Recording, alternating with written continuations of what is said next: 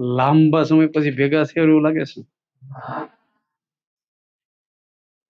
છેલ્લે 5મી ઓગસ્ટે સાંજે 6 થી 8 માં GB5 માં એક ઇમરજન્સી નો લેક્ચર લીધો હતો કટોકટી, અને 6ઠી ઓગસ્ટે એક સર્જરી કરાવી.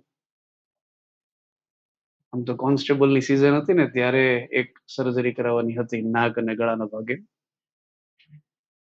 પણ એ સમયે તો પોસાય એમ નહોતું, કેમ કે લેક્ચર્સ જ એટલા બધા હતા.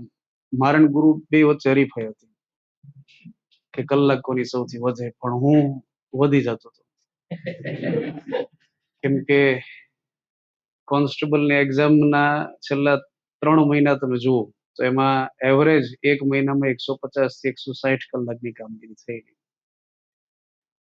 એટલે એ સમય પોસ્ટપોન કરેલું. પછી કોન્સ્ટેબલ જાય પછી આપણે નક્કી કર્યું કે જ્યારે આમ શાંત માહોલ થાય ને એટલે કરાવશું. તો એ સર્જરી સફળ થઈ ગઈ. પણ સર્જરી પછી જે દવાના ઓવરડોઝ ને સ્ટીરોઇડ ને વગેરે હોય એના કારણે રિએક્શન, એના કારણે બીજી સર્જરીમાંથી પસાર થવાની પ્રક્રિયા. એટલે કહેવત છે ને કે ડોશી મરે નો વાંધો નહીં, પણ જમ ઘર નો બાળવો જોઈએ. મારા કેસમાં જમ ઘર પડી ગયું. એટલે અત્યારે એ એક બીજી સર્જરીની પ્રક્રિયામાંથી પસાર થઈ રહ્યો છું. અને આ બધી બાબતો થોડી પીડાદાયક હોય. પીડામાંથી પરિપક્વતા આવે. એટલે હમણાં ઘણા સમયથી તો નથી આવી શક્યો. હજી કેટલોક સમય લાગશે. મતલબ તમારી સાથે બસ આ સંવાદ કરવા માટે જ આવ્યો છું કે હમણાં થોડો સમય લાગશે. પણ 2016 થી 2026 આ 10 વર્ષ મારે થયા પલટીન બોક્સ ને ચલાવવા માટે. આટલી રજા મેં ક્યારેય નથી રાખી. આ કપાળની રજા કહેવાય.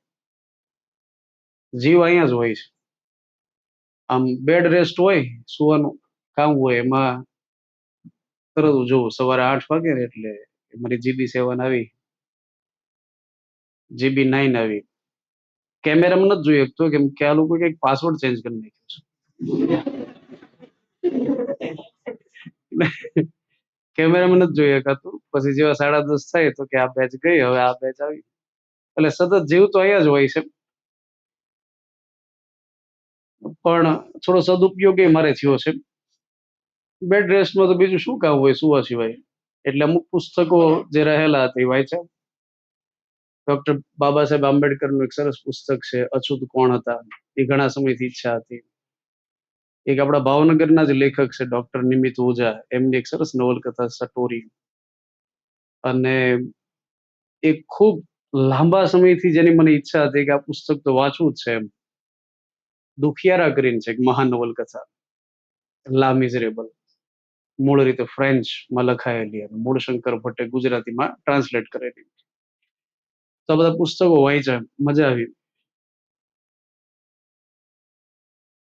પણ તમને લોકોને લેક્ચરને સૌથી વધારે મિસ કર્યા, અને હજી કરી રહ્યો છું. હજી અમુક સમય સુધી કરવા પડશે.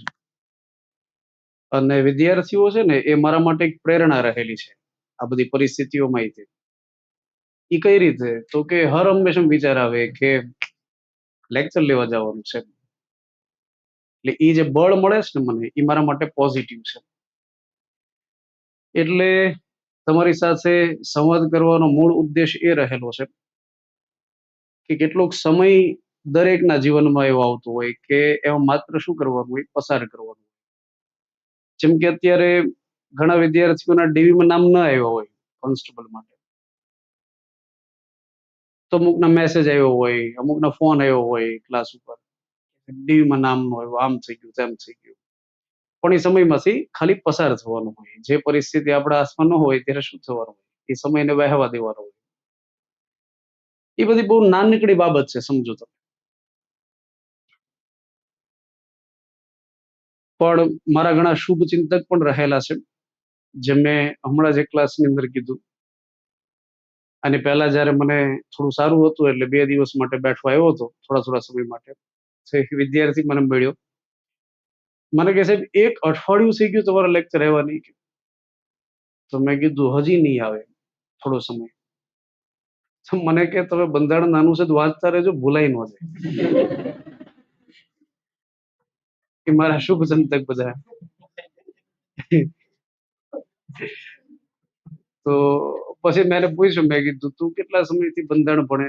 તો કે હું 1 મહિનાથી. મેં કીધું હું 2014 થી ભણાવું છું, એટલે તું ચિંતા નહીં કરતો, મને યાદ રહેશે. એટલે એને એમ થયું કે એકાદ વાર છે તમને ઓછો પછી ભણાવશે. તો દોસ્તો તમારું ભણવાનું ખૂબ સારું ચાલતું હશે અને મસ્ત રીતે ભણવાનું. સ્ટાફની સાથે હંમેશા કોઓર્ડિનેશન છે. ટાસ્ક, ડેઈલી દાખલાઓ, ત્યાર પછી જે કાંઈ નિયમિત ટેસ્ટ, આ બધી બાબતો માટે મારે સતત ફોલોઅપ છે. કોઈ પણ પ્રકારના પ્રશ્નો હોય તો શિવાંગભાઈ, ગોપાલભાઈ, દરેક સ્ટાફ અવેલેબલ છે.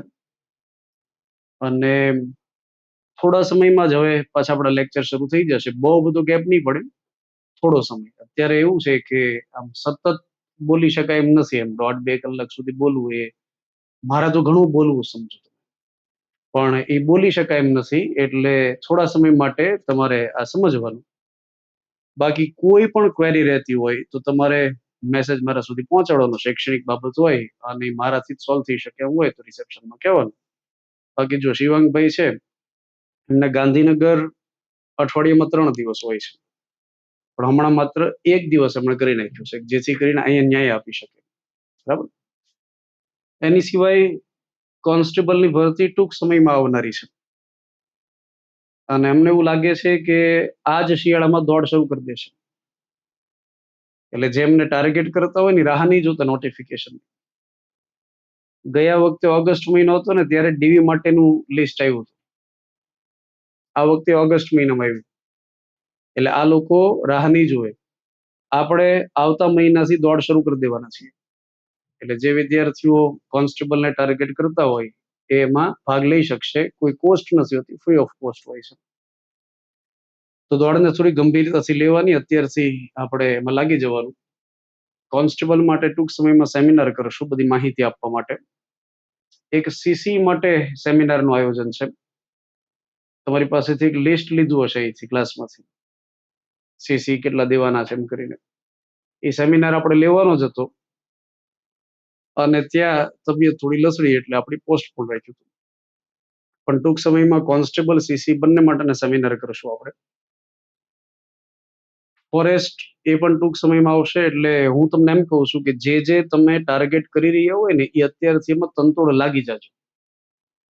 કોઈ ફોર્મ ભરાવા માટેની નોટિફિકેશન આવે ને એની આપણે રાહ નહીં જોવાની. બરાબર.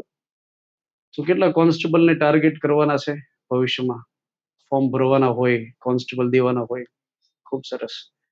તો જો જનરલ બેચની અંદર તમારે કોન્સ્ટેબલમાં જે સિલેબસ આપ્યો છે ને અત્યાર સુધી, એના તમામ વિષય આવી જાય છે. એટલે જનરલ બેચ કરવાથી તમને ફાયદો છે. અને બીજું કે તમારે કયા મંથમાં બેચ શરૂ થઈ? 5મા મહિનામાં ને? હા. તો સમજો કે શક્યતા એવી છે કે કોન્સ્ટેબલ હવે જે નેક્સ્ટ આવે ને એ એપ્રિલ અથવા મેમાં આવે અથવા જૂનમાં આવે. બરાબર. મે અથવા જૂન તમે ગણી લો. તો ત્યાં સુધીમાં તમારી બેચ પૂરી થઈ જાય. એટલે તમને બેઠે બેઠો ફાયદો કોન્સ્ટેબલમાં થાય એવી શક્યતા છે. એટલે બહુ ચિંતાઓ નહીં કરવાની. અને મળશું પાછા આપણે. કોઈ કામ હોય તો સોલ્વ કરાવી દેવાનું. બરાબર. થોડા સમયમાં ફરી પાછા આપણે લેક્ચર સાથે ભેગા થશું.